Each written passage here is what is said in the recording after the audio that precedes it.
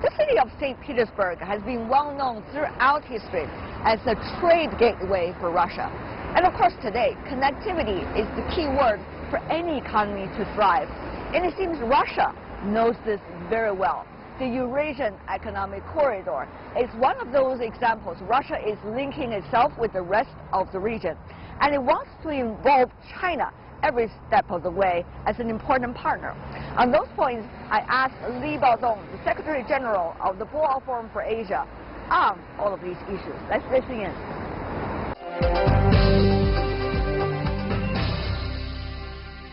Mr. Secretary General, what a pleasure to have you here in St. Petersburg. Good to be here.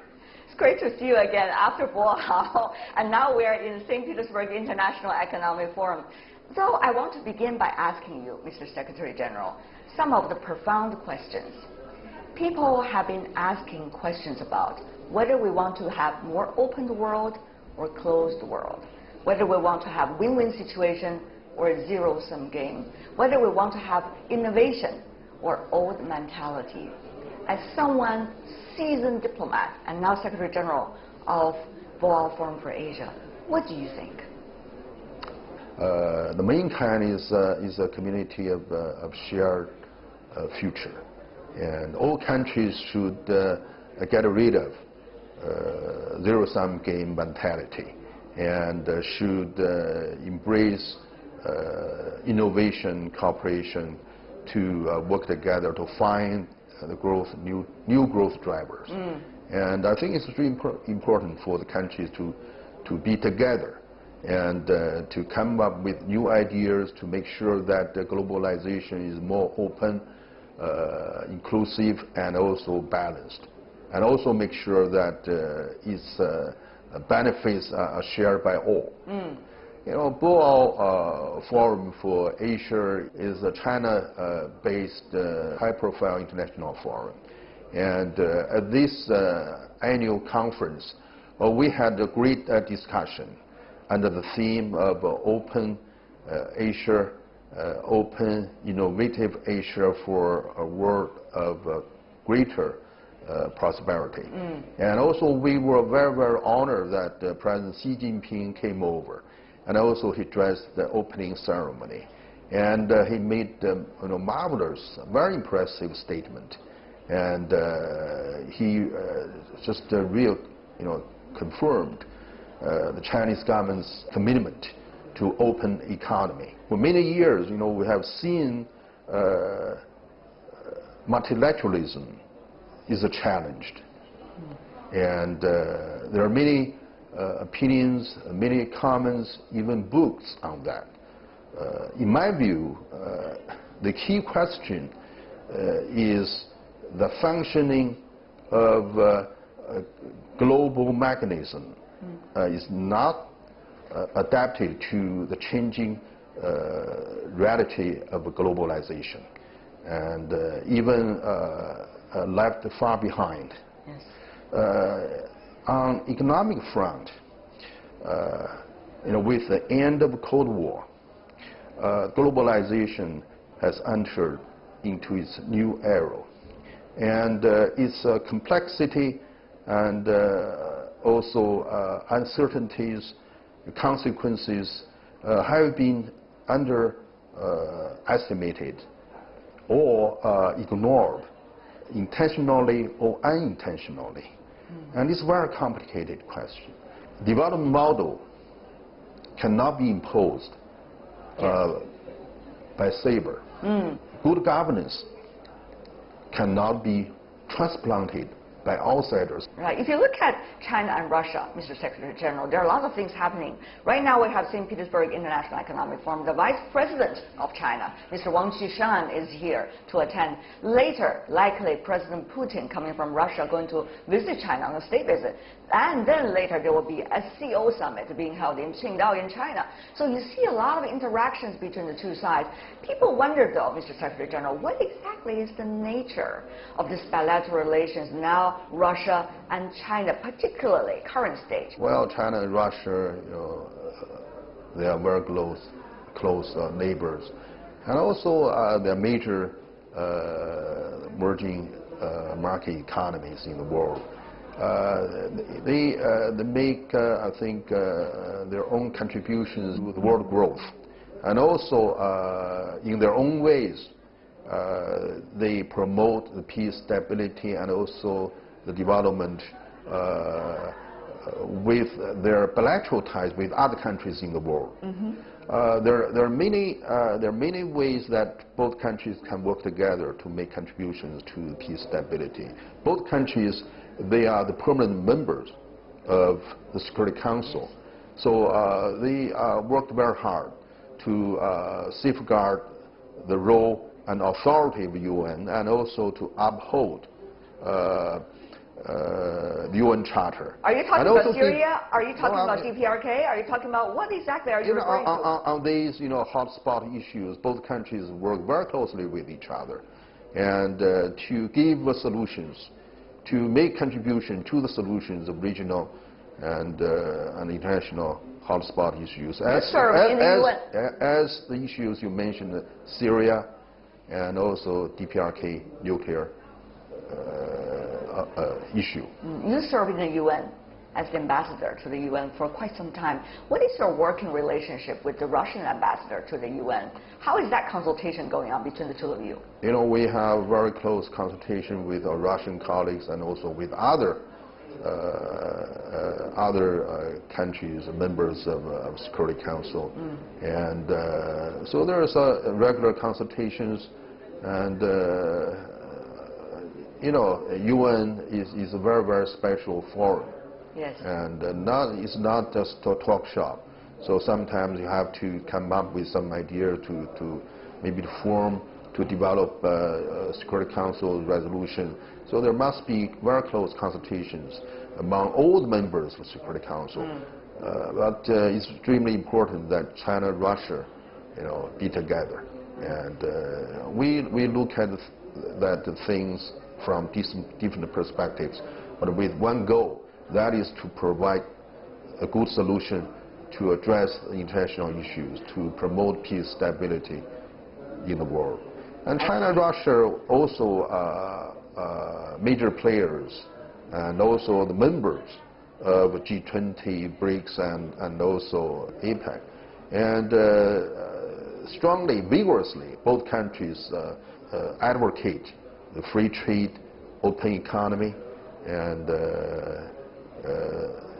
believe in that multilateral trading system. So we believe that both countries, by working together, we can make contribution to world peace, stability, and common development.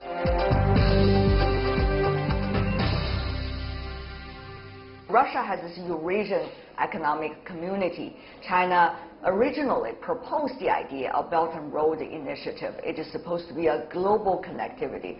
So what about the link between the two? And some say there are some difficulties implementing the idea into real projects on the ground.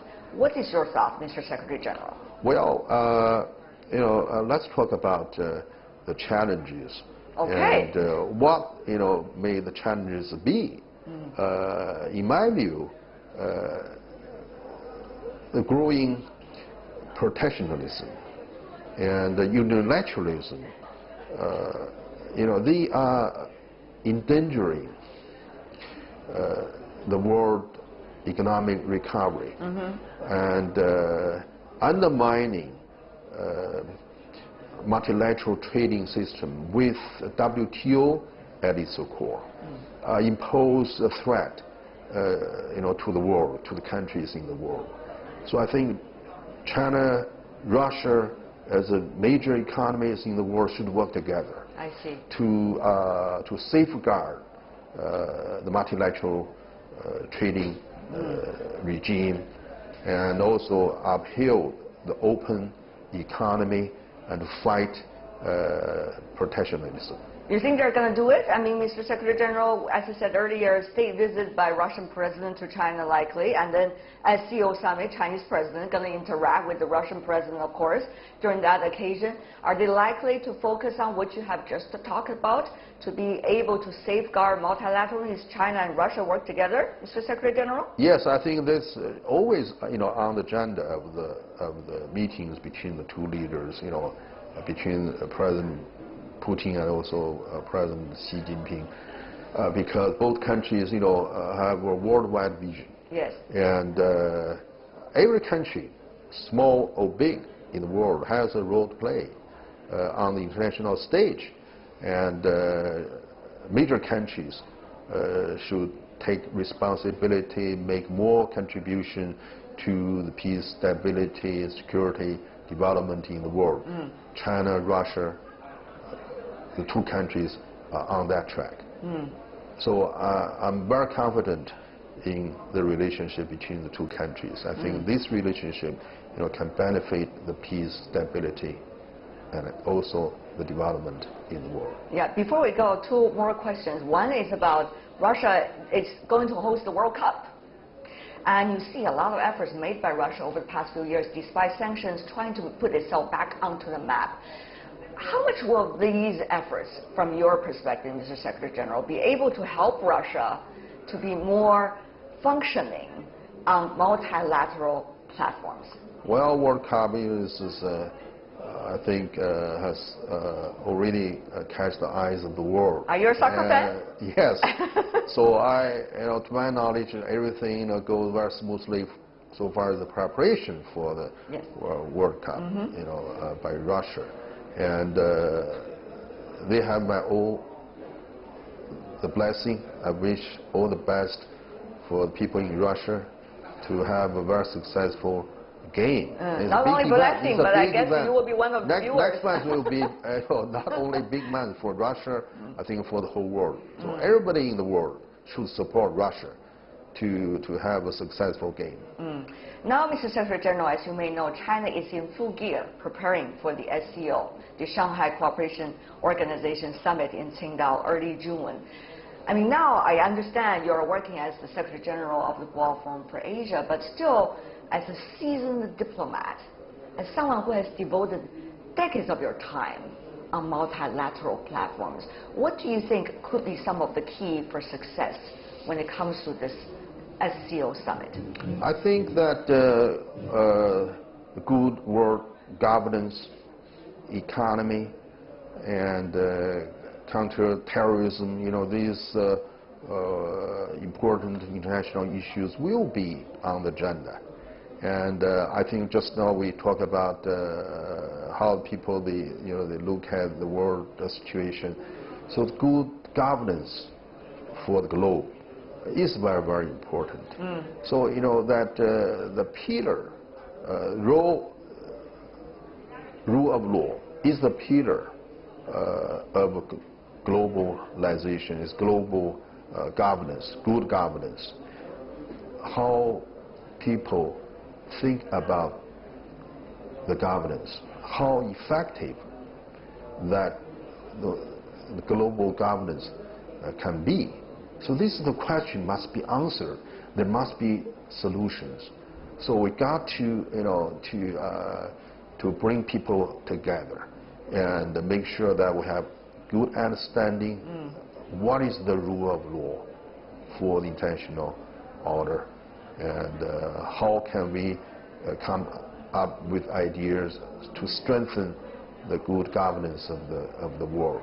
So this is something I think we expect answers from Qingdao Summit. Thank you so much, Mr. Secretary General, for you. sharing your time out of your very busy schedule here in St. Petersburg. All the best. Yeah, thank you for having me here. Thank you so much, sir. Thank really you. appreciate Sure, it. thank you. Thank you. And you have been watching my interview with Mr. Li Baodong, the Secretary General of the Boao Forum for Asia. This is our special program coming from St. Petersburg International Economic Forum. I'm Tian Wei. We'll be back after this.